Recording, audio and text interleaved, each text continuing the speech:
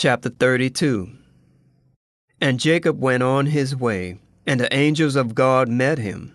And when Jacob saw them, he said, "This is God's host." And he called the name of the place Mahanaim. And Jacob sent his messengers before him to Esau his brother unto the land of Seir, the country of Edom. And he commanded them, saying, "Thus shall ye speak unto my lord Esau. Thy servant Jacob saith thus, I have sojourned with Laban, and stayed there until now. And I have oxen, and asses, flocks, and men servants, and women servants, and I have sent to tell my lord, that I may find grace in thy sight." And the messenger returned to Jacob, saying, "We came to thy brother Esau, and also he cometh to meet thee, and 400 men with him." Then Jacob was greatly afraid and distressed, and he divided the people that was with him, and the flocks, and the herds, and the camels, into 2 bands, and said, "If Esau come to the one company, and smite it, then the other company which is left shall escape." And Jacob said, "O God of my father Abraham, and God of my father Isaac, the Lord which saith unto me, Return unto thy country, and to thy kindred, and I will deal well with thee.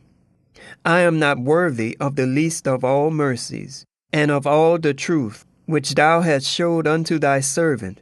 For with my staff I passed over this Jordan, and now I am become 2 bands.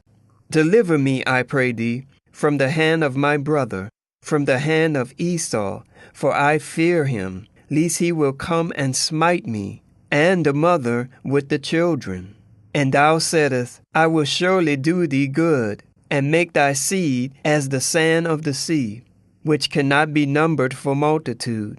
And he lodged there that same night, and took of that which came to his hand a present for Esau his brother, 200 she-goats, and 20 he-goats, 200 ewes, and 20 rams, 30 milch camels, with their coats, 40 kine, and 10 bulls, 20 she-asses, and 10 foals. And he delivered them into the hand of his servants, every drove by themselves, and said unto his servants, Pass over before me, and put a space betwixt drove and drove. And he commanded the foremost, saying, When Esau my brother meeteth thee, and asketh thee, saying, Who art thou? And whither goest thou? And whose are these before thee? Then thou shalt say, They be thy servant Jacob's. It is a present sent unto my lord Esau. And behold, also he is behind us. And so commanded he the second and the third, and all that followed the droves, saying, On this manner shall ye speak unto Esau, when ye find him. And say ye moreover, Behold, thy servant Jacob is behind us. For he said, I will appease him with the present that goeth before me, and afterward I will see his face, peradventure he will accept of me. So went the present over before him, and himself lodged that night in the company. And he rose up that night, and took his 2 wives, and his 2 women servants, and his 11 sons, and passed over the ford Jabbok. And he took them, and sent them over the brook, and sent over that he had. And Jacob was left alone, and there wrestled a man with him until the breaking of the day. And when he saw that he prevailed not against him, he touched the hollow of his thigh, and the hollow of Jacob's thigh was out of joint, and he wrestled with him. And he said, Let me go, for the day breaketh. And he said, I will not let thee go, except thou bless me. And he said unto him, What is thy name? And he said, Jacob.